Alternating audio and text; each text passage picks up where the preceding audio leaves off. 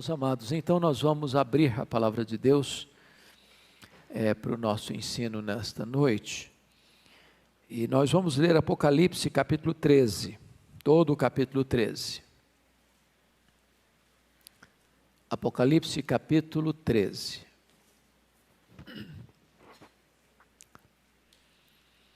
Está escrito o seguinte: vi emergir do mar uma besta, que tinha 10 chifres e 7 cabeças, e sobre os chifres 10 diademas, e sobre as cabeças nomes de blasfêmia. A besta que vi era semelhante a leopardo, com pés como de urso e boca como de leão. E deu-lhe o dragão o seu poder, o seu trono e grande autoridade. Então vi uma de suas cabeças como golpeada de morte, mas essa ferida mortal foi curada. E toda a terra se maravilhou, seguindo a besta.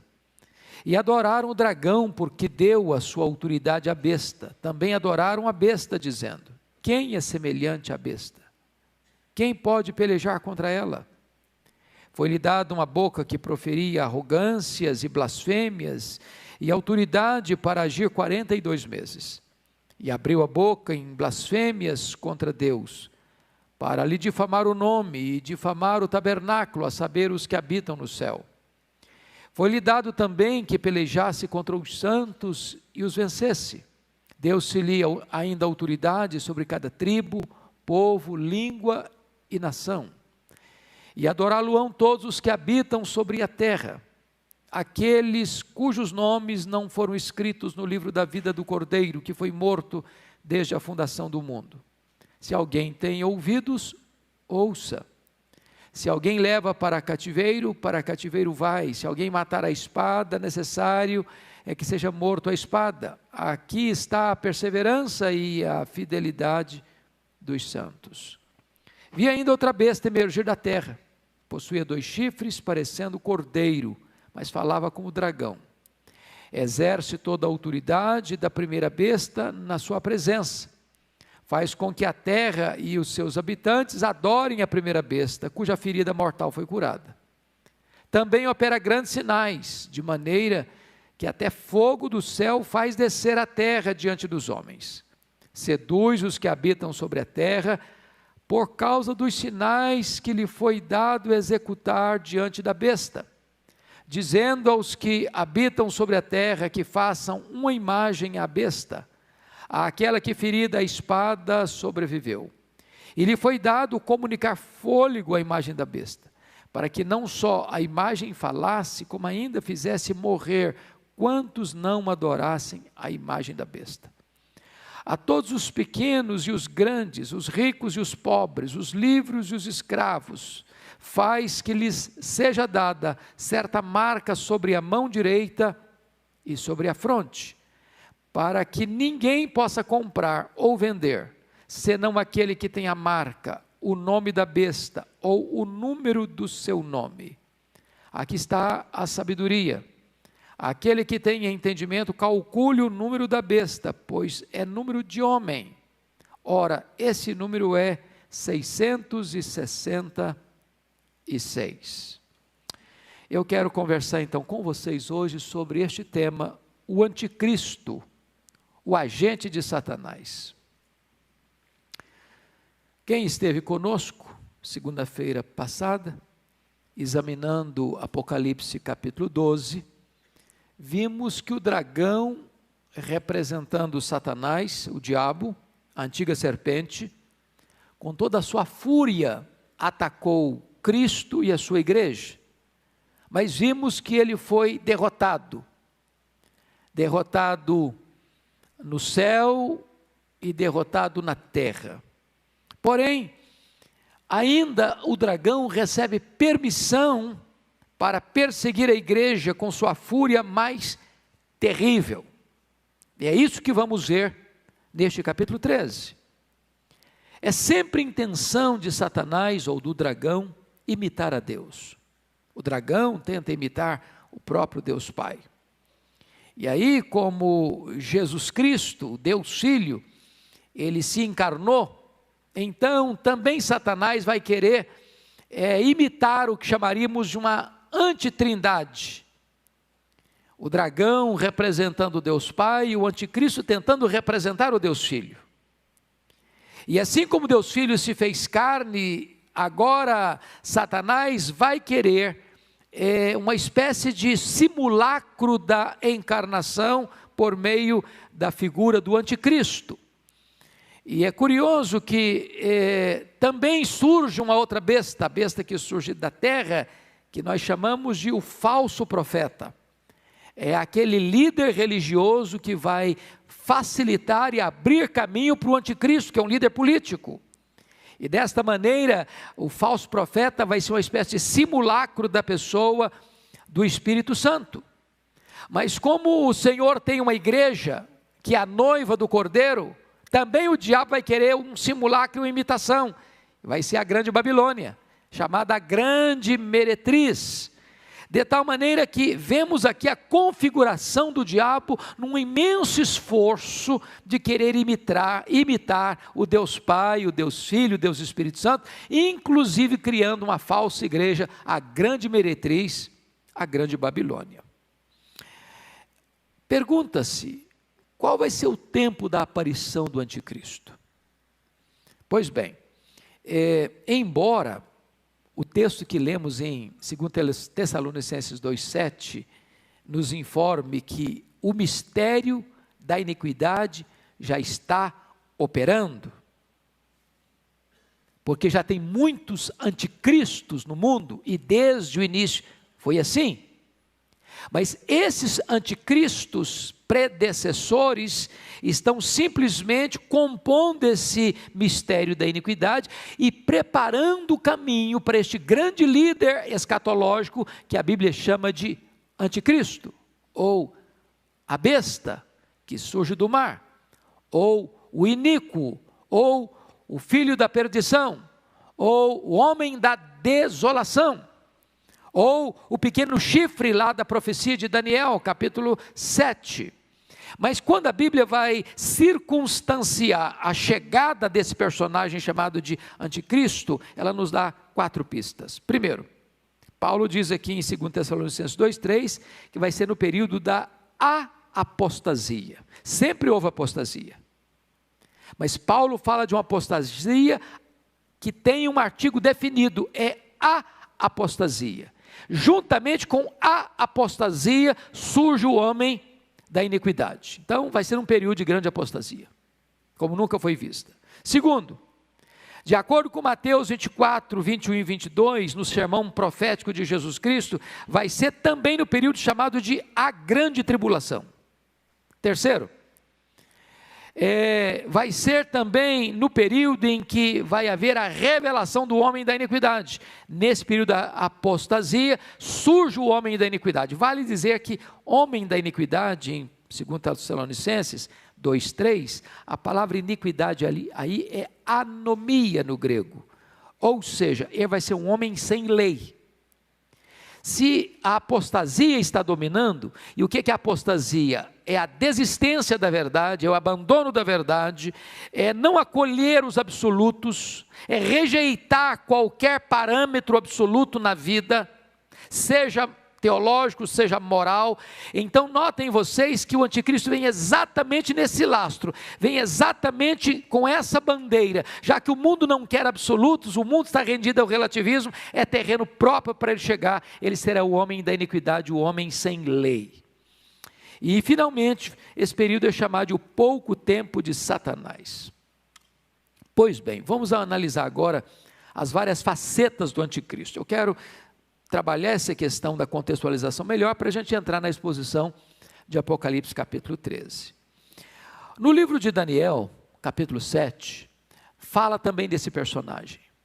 E esse personagem é retratado como a figura de 4 feras: o leão, o urso, o leopardo e outro animal terrível, que a Bíblia não menciona por nome, trazendo a ideia de que esse personagem chamado anticristo vai incorporar nele mesmo toda a fúria, todo o poder e toda a destruição dos grandes impérios daquela época: Império Babilônio, Império Medo-Persa, o Império Greco-Romano o greco-macedônio e o Império Romano. Então, essa mesma imagem é apresentada em Apocalipse capítulo 13. Este homem vai configurar nele mesmo o poder e a fúria dos grandes impérios megalomaníacos e terríveis impérios do passado. Ele vai ser chamado de o pequeno chifre, e está escrito em Daniel 7:21, eu olhava e eis que este chifre fazia guerra contra os santos e prevalecia contra eles. O anticristo vai fazer guerra contra o povo de Deus e vai prevalecer contra o povo de Deus, no sentido de levá-lo à morte, não à apostasia. Nesse sentido ele prevalece. Mas Apocalipse 12:11 diz que quando um cristão, diante de uma situação de perseguição, onde ele deve optar ou pela vida ou apostatar da sua fé, ele opta morrer do que apostatar, e desta maneira o anticristo prevalece contra esse santo, matando-o, e na mesma medida esse santo prevalece sobre o anticristo, derrotando-o, porque a igreja derrota o anticristo pelo sangue do Cordeiro e pela palavra do testemunho. Mesmo em face da própria morte, não amaram a sua própria vida. Pois bem, queridos irmãos, ainda Daniel 7:25 diz que o anticristo proferirá palavras contra o Altíssimo, magoará os santos do Altíssimo, cuidará de mudar os tempos e a lei, e os santos lhe serão entregues nas mãos. Vai ser um tempo de terrível perseguição. Quando você vai para o ensino de Jesus em Mateus 24, versículos 15 a 28, Jesus faz uma introdução do anticristo na figura de Tito Vespasiano. Se você começar a ler Mateus 24, no sermão profético, você vai perceber que Jesus está falando da invasão de Jerusalém no ano 70. Mas ele faz essa introdução para levar você a uma análise mais profunda e mais longínqua da figura do anticristo. Da figura do anticristo.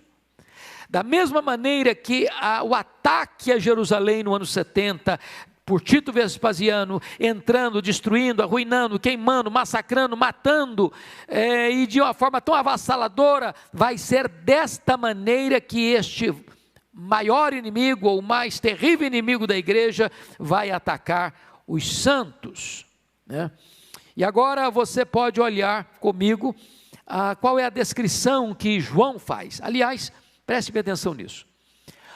Dos escritores bíblicos, o único que chama esse personagem de anticristo, o anticristo, é o apóstolo João, e não em Apocalipse, mas nas suas epístolas. Daniel não o chamou de anticristo, Jesus não o chamou de anticristo, Paulo não o chamou de anticristo, quem o chama de anticristo é o apóstolo João. E o apóstolo João vai dizer que já saíram muitos anticristos por aí. O mundo está cheio deles. Por que significa a palavra anticristo? Anticristo pode ser tanto um Cristo substituto, como um opositor a Cristo. Esse prefixo anti pode significar um substituto, um outro Cristo, ou um opositor ferrenho de Cristo. Então, na verdade, há muitos anticristos. Todo aquele que nega que Jesus Cristo é em carne, esse é o anticristo. Em outras palavras, por que João está dizendo isso? Se vocês se lembram, no final do primeiro século, quando João escreveu o seu evangelho, as suas 3 cartas e o Apocalipse, estava dominando o mundo o pensamento grego. Vocês sabem disso. Roma dominou o mundo politicamente, mas Roma não conseguiu dobrar o mundo do ponto de vista filosófico. A filosofia grega, o pensamento grego, a língua grega dominava o mundo. Qual era o problema do pensamento grego? O pensamento grego era dominado pelo dualismo. Matéria má, espírito bom. Então, para os gregos, era impossível você afirmar que Jesus Cristo tinha um corpo físico, que ele tinha se encarnado, porque se a matéria era má, Jesus Cristo não podia ser Deus, e homem ao mesmo tempo, porque não podia ser bom se ele tinha um corpo e a matéria é má. Então eles negavam a encarnação. E aí João vai dizer que todo aquele que nega que Jesus Cristo veio em carne, esse é o anticristo. Ele nega a divindade de Cristo, ele nega a perfeita humanidade de Cristo, ele nega Cristo. Então João vai tratar dessa questão desse anticristo, que muitos já saíram, mas ele vai falar de uma última hora, onde vem um personagem chamado de o anticristo. Como é que Paulo chama esse indivíduo? Como é que Paulo descreve esse indivíduo? No texto que nós lemos, Paulo vai dizer que o anticristo surgirá na grande apostasia. Você acha que está tendo apostasia hoje? Você já poderia caracterizar o mundo hoje como um período de apostasia? Pense comigo. Pense comigo. Se você olha para o berço do protestantismo, que é a Europa, praticamente a Europa toda hoje apostatou. Praticamente. A Europa hoje é um continente pós-cristão. Se você para perceber que o Ocidente é evangelizado a partir da Europa vem para a América do Norte. Hoje, boa parte das igrejas históricas da América do Norte já também estão se apostatando. O liberalismo entrou. Os seminários tomados pelos liberais, não se acredita mais na Bíblia. As denominações históricas hoje estão perdendo membros ano após ano, ano após ano, ano após ano. Se você olha para a América do Sul, você vai encontrar tanto o liberalismo de um lado, quanto o sincretismo religioso do outro. Se você olha para o Oriente, você vê que as grandes religiões orientais, inclusive o islamismo, que hoje é a maior religião isolada do mundo, com mais de 1 bilhão de adeptos, negam a Cristo, budismo, hinduísmo, e etc, etc. As seitas entrando. Quando você olha todo esse panorama, você pode dizer, não, nós chegamos a esse período de apostasia. E Paulo vai dizer que esse anticristo não é uma instituição, não é um governo geral, é uma pessoa. E diz o versículo 4 que ele vai ser objeto de adoração, que ele vai se assentar na casa de Deus como se fosse Deus, exigindo adoração como se fosse o próprio Deus. A Bíblia diz que vai se fazer milagres de mentira, e é por isso que ele vai seduzir. Agora, para um pouquinho, só na cultura brasileira, vocês acham que os falsos milagres têm sido usados hoje no campo religioso para atrair gente, para enganar pessoas, para juntar multidões? Pois essa é uma estratégia antiga. Essa vai ser a estratégia do anticristo. Ele vai realizar milagres, até fogo do céu vai cair. Para quê? Para seduzir as pessoas com poder sobrenatural. E então diz a Bíblia que ele só pode ser revelado depois que aquilo e aquele que o detém for removido, versículos 6 e 7, 2 Tessalonicenses, mas aí fica uma coisa complexa de você entender, e eu hoje não estou com muita preocupação de pregar um sermão como se fosse um sermão, mas quero mais dar uma aula, porque esse assunto é complexo, e é preciso que a gente examine devagar com vocês. Então veja bem, o que Paulo está querendo dizer com isso? Lá em 2 Tessalonicenses capítulo 2, preste atenção lá comigo. Versículo de número 6, ele diz assim, e agora sabeis o que o detém. Mas no verso 7, ele muda a figura e diz o seguinte, com efeito o mistério da iniquidade opera e aguarda somente que seja afastado aquele que agora o detém. Então ele diz de o que o detém e aquele que o detém. Pergunta, o que detém o anticristo? Quem é aquele que hoje está detendo o anticristo? Por que ele não se manifestou ainda? Então vamos parar um pouquinho para pensar.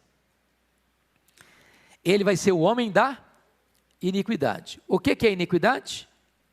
Anomia, o homem sem lei. Então, a maioria dos estudiosos entende que o que o detém é a lei.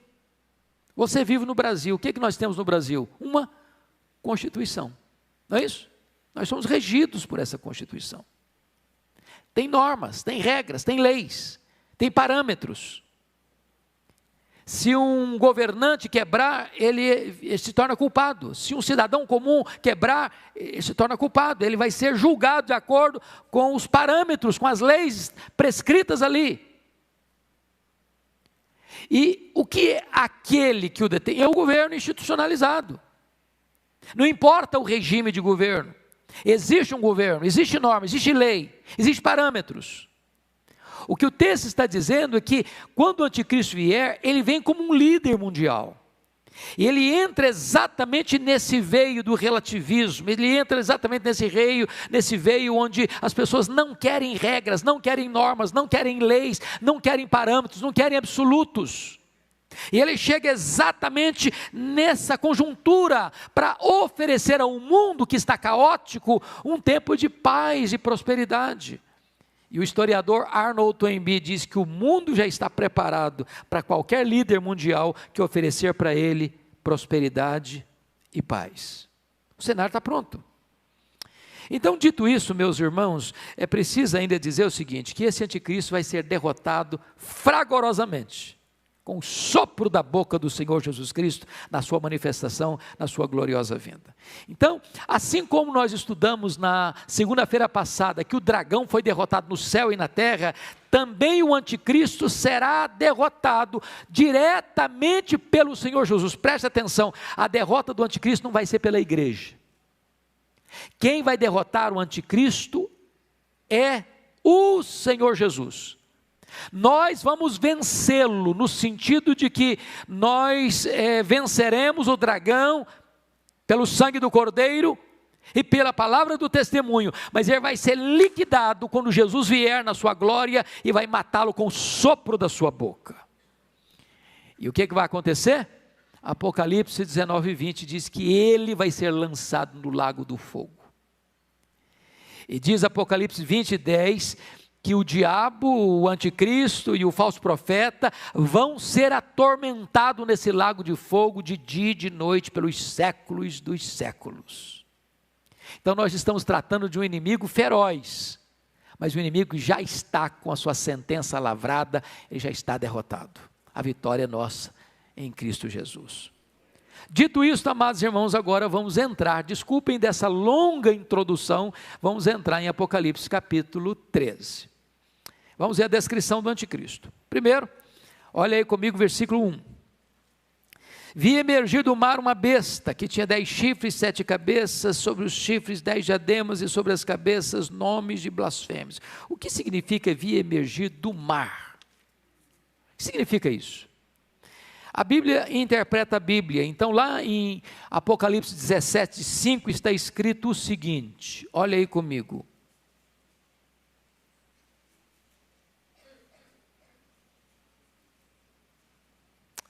Apocalipse,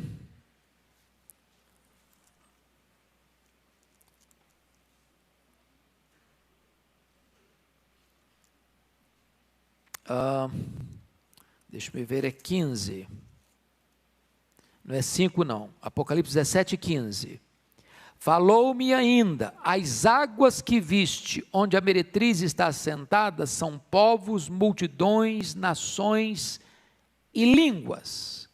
Quando diz que esse anticristo vai ser uma besta que vai emergir do mar, está significando o seguinte, ele vai emergir do caos, da confusão, do burburinho, das tormentas das nações e dos povos.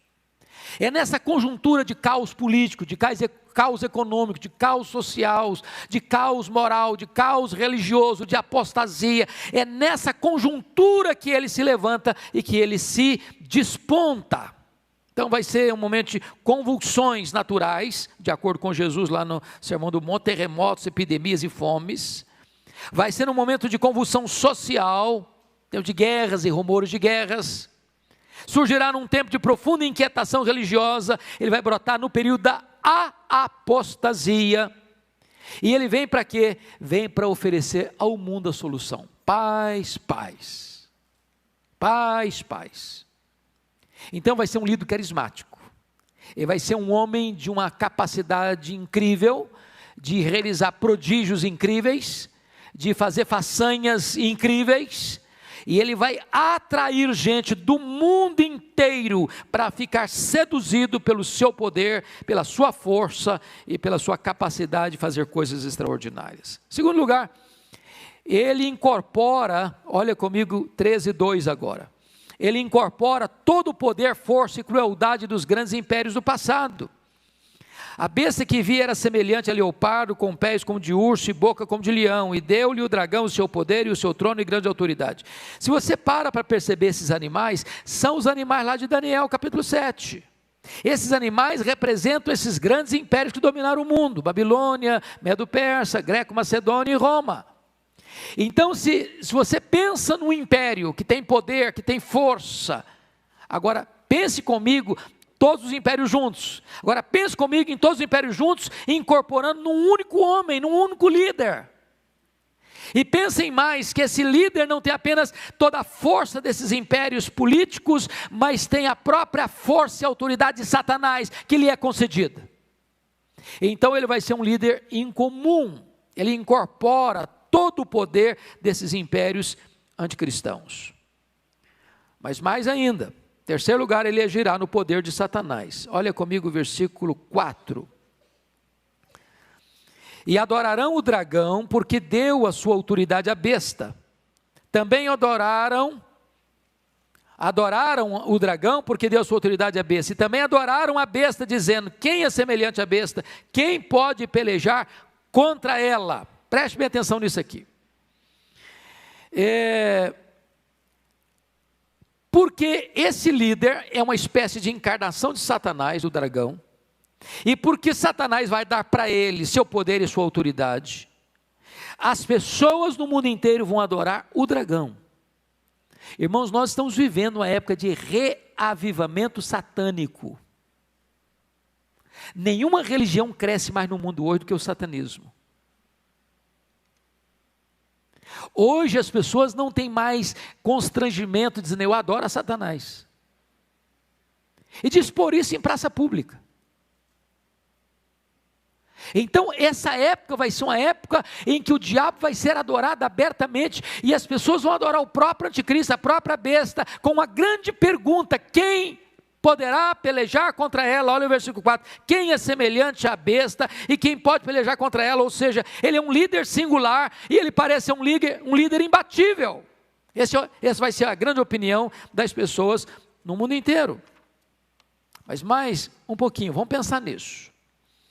Esse anticristo, ele vai realizar, além desse poder, grandes milagres.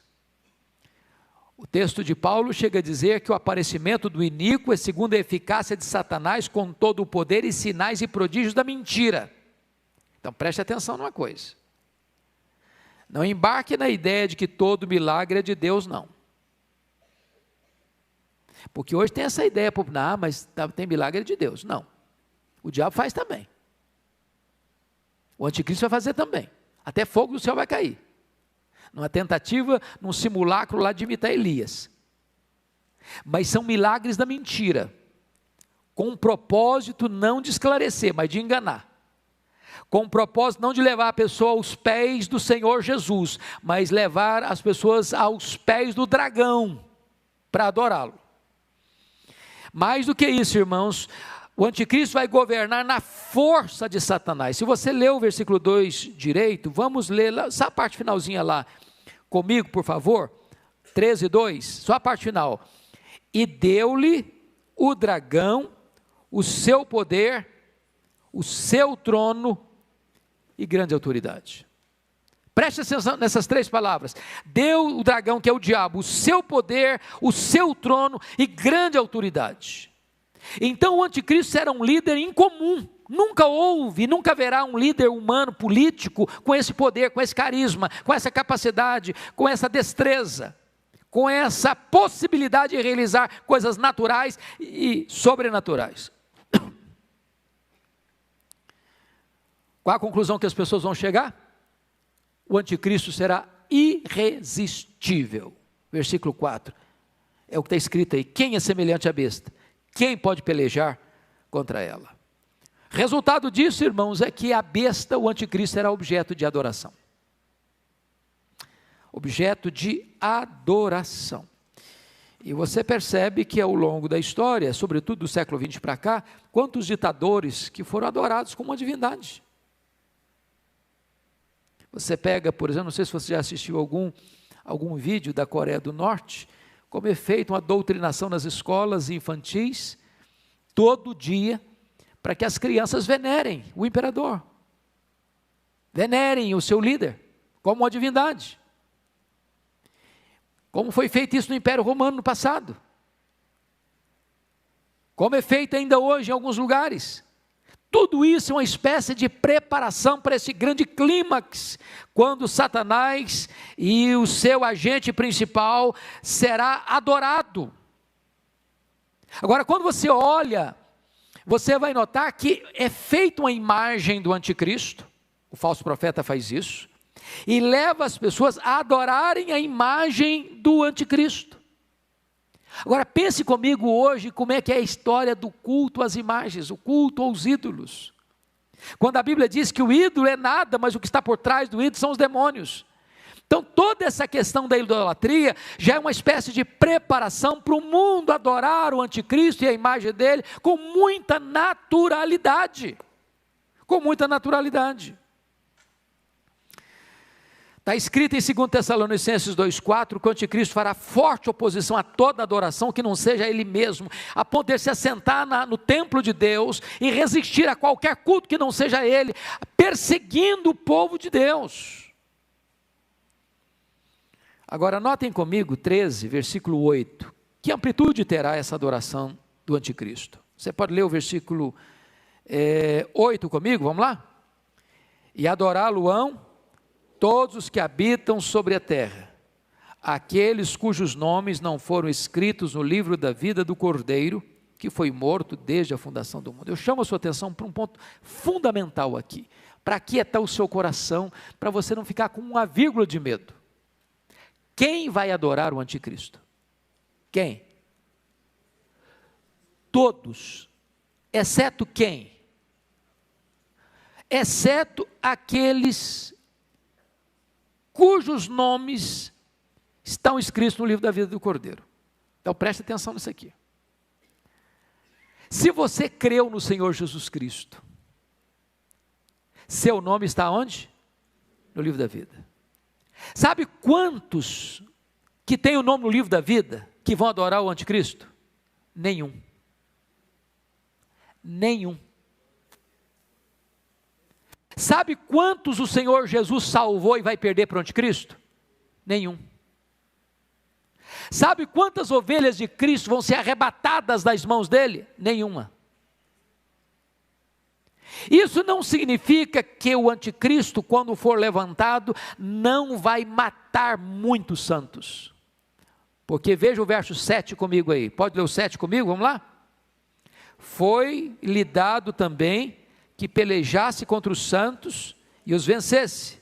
Deu-se-lhe ainda autoridade sobre cada tribo, povo, língua e nação. Então, o governo do anticristo vai ser universal. E nesse governo universal, ele vai atacar a igreja, ele vai perseguir a igreja. Então, nota de rodapé aqui. Eu não quero entrar no aspecto polêmico das correntes escatológicas, mas há uma corrente escatológica muito comum no Brasil, e eu um dia, lá no passado, já pensei dessa forma também. Hoje, graças a Deus, acho que a posição que entendo ser a mais consistente não é essa, é de que a igreja não vai passar por esse momento.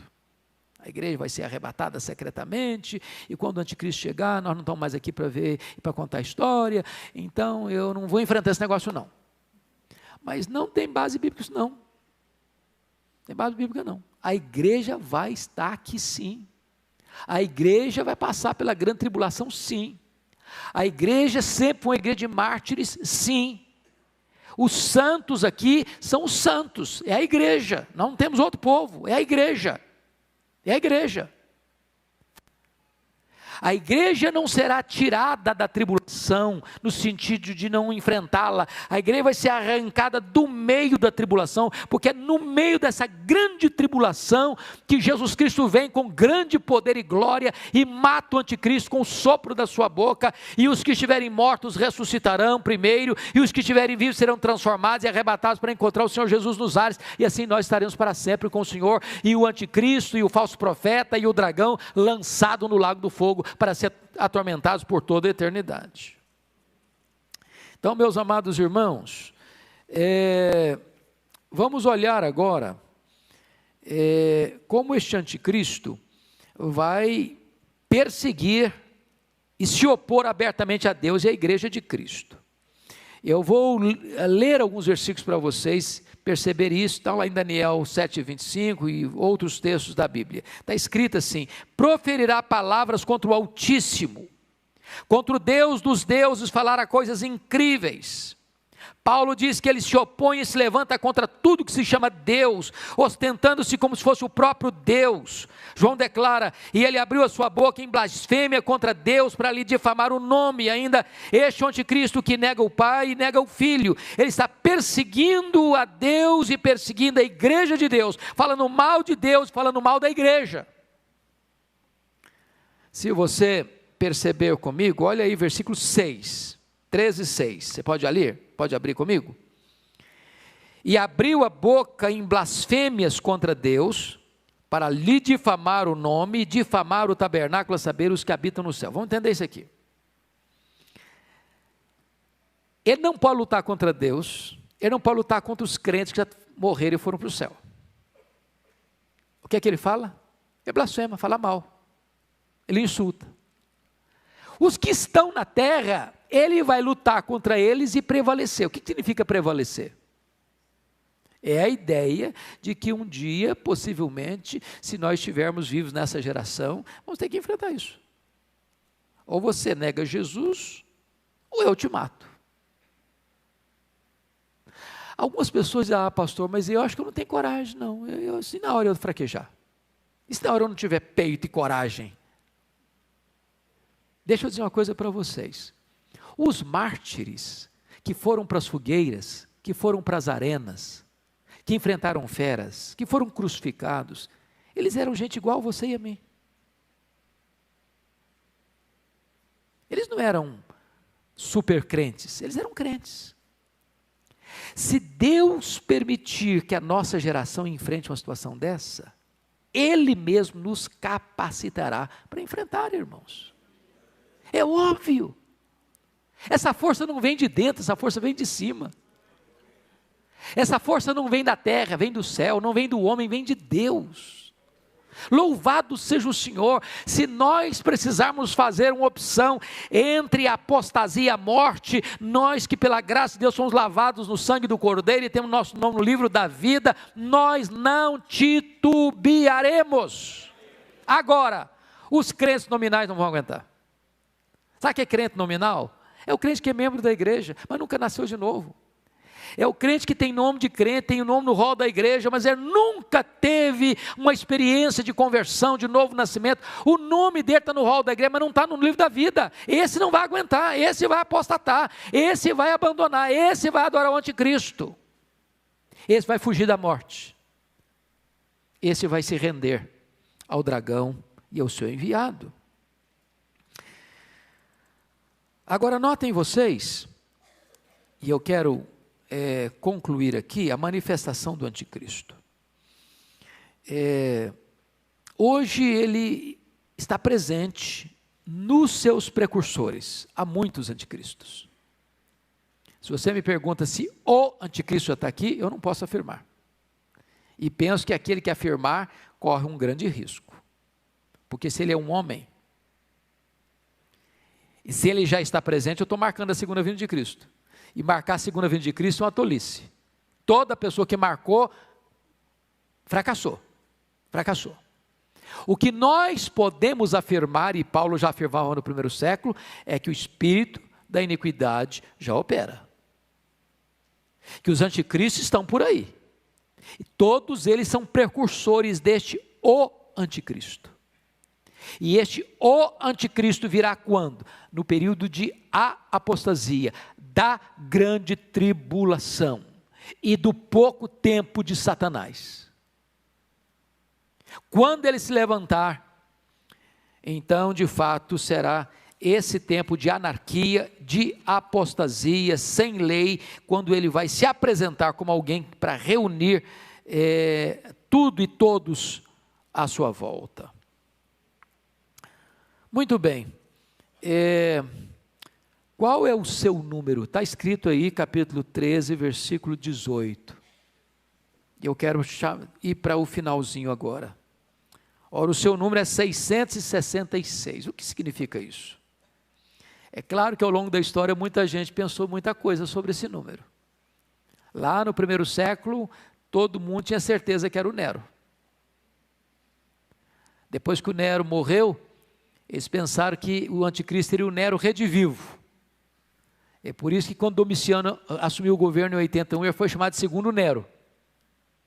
Depois, na Idade Média, nos reformadores, nas confissões reformadas do século XVI e XVII, todos pensaram unanimemente que o anticristo era o Papa. E fizeram até algumas análises muito curiosas, porque se você botar Vicarius Filii Dei em algarismos romanos, dá exatamente 666. Então os reformadores todos disseram, não, o anticristo é o Papa, e eles tinham motivos. Por que eles tinham motivos? Pensem comigo. O papado historicamente começou em 607, com Bonifácio III. Pega comigo que a reforma aconteceu em 1517, certo? Então nós estamos falando aí de praticamente 1000 anos, de apostasia, de desvio da verdade, de opressão à igreja, de massacre aos cristãos. É claro, se você tem 1000 anos nas suas costas, numa liderança dessa forma, talvez você subscrevesse a mesma ideia. Hoje alguém pensa que o anticristo foi o Hitler, outro pensa que foi o Mussolini. O certo é que a única evidência que nós temos que o número dele é número de homem, e é 666. O que significa isso? Penso eu que a melhor interpretação é que o tríplice 6 é o tríplice imperfeito, porque o 6 é o número que não chegou à perfeição, o número 7. Se ele é o tríplice 6, ele é a completude da imperfeição, da iniquidade, da maldade, da crueldade, da violência. Como todo o livro de Apocalipse é um livro altamente simbológico e enigmático no que tange aos seus símbolos e figuras, João certamente está querendo dizer que o anticristo vai reunir em si a plenitude da imperfeição, da iniquidade, da violência e da maldade. Esse vai ser o anticristo. E eu quero concluir então dizendo para você que a limitação dele, ele tem limitação quanto ao poder. Ele não pode tudo, ele não faz tudo. Sabe por quê? Que ele vai pelejar contra os santos e os vencer, exceto aqueles que têm o nome escrito no livro da vida. Então, contra os crentes verdadeiros, ele não vai poder fazer nada, a não ser matá-los. Mas matar um crente não é derrotar um crente. Louvado seja Deus. O crente tinha uma coisa tão maravilhosa que mesmo morrendo ele vence. Mesmo morrendo ele vence. Então os que já estão no céu não podem fazer nada, ele só blasfema, só fala mal. Os que estiverem na terra, ele vai perseguir e talvez vai matar, mas quando o crente morrer, vai vencê-lo. Então ele é limitado quanto ao poder. Mas ainda, finalmente, sua destruição será o quê? Total. A sua destruição será total. Eu só chamo a sua atenção para nós lermos 4 textos para encerrar. O primeiro texto é 2 Tessalonicenses 2,8. Quando o Senhor Jesus Cristo, com o sopro da sua boca, destruirá o anticristo, ou o homem da iniquidade, pela manifestação da sua vinda. A ideia aqui é de aniquilar, é de destruir, não de desfazer, mas de tirar todo o poder, toda a força, toda a autoridade, todo o domínio e despojá-lo de completa a capacidade dele, dizendo: agora você está derrotado, agora você está destruído, agora você está liquidado, agora você vai ser lançado no lago do fogo. É isso que Jesus vai fazer com ele na sua segunda vinda. Segundo texto, que eu gostaria que você pudesse entender, é Daniel 7,26, Jesus vai tirar o domínio do anticristo para o destruir e o consumir até o fim, está escrito lá. O consumir e o destruir até o fim, não é uma vitória parcial, é uma vitória completa. Terceiro, Cristo, 1 Coríntios 15:24, está escrito que Cristo colocará todos os seus inimigos debaixo dos seus pés. Louvado seja Deus. Agora, para fechar, vá comigo para Apocalipse capítulo 19, versículo 20. Eu quero que a igreja fique de pé, e nós vamos ler esses dois últimos versículos de pé, porque é a coroação da vitória da igreja, e a derrota final e completa do diabo e de seus agentes. Louvado seja o Senhor. Apocalipse 19, 20, toda a igreja comigo em voz bem clara e bem eloquente, vamos lá? Apocalipse 19, 20. Mas a besta foi aprisionada, e com ela o falso profeta, que com os sinais feitos diante dela, seduziu aqueles que receberam a marca da besta, e eram os adoradores da sua imagem. Os dois foram lançados vivos, dentro do lago do fogo que arde em enxofre. Agora toda a igreja, capítulo 20, versículo 10, vamos lá? O diabo, o sedutor deles, foi lançado para dentro do lago de fogo e enxofre, onde já se encontram não só a besta, como também o falso profeta, e serão atormentados de dia e de noite, pelos séculos dos séculos. Louvado seja o Senhor. Os inimigos da igreja estão derrotados, estão lançados no lago do fogo, e a igreja vai habitar com o Senhor. Não vai ter choro, não vai ter dor, não vai ter luto, não vai ter lágrimas, não vai ter pecado, não vai ter tristeza, e nós estaremos para sempre com o Senhor. Que coisa boa é pertencer ao Senhor Jesus Cristo.